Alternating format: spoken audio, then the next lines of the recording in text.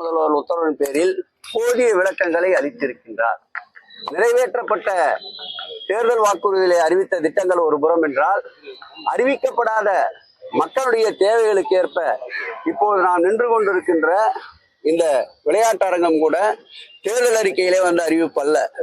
நீங்கள் பார்த்த ஆர்கே நகர் பேருந்து நிலையம் தேர்தல் அறிவிப்பிலே வந்த அறிவிப்பு அல்ல.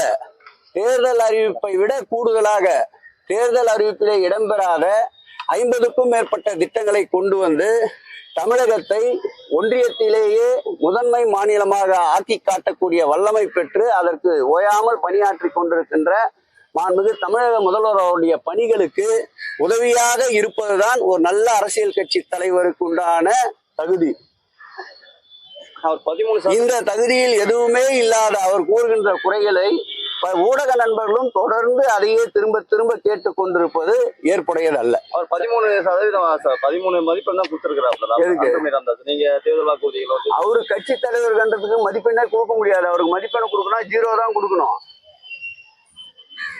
இந்த உலகத்திற்கு வருவதற்கு யார் காரணமாக இருந்தார்களோ அவர்களையே மதிக்க தெரியாதவர்கள் மதிப்பெண்களை எல்லாம் நாங்கள் ஏற்றுக்கொள்ள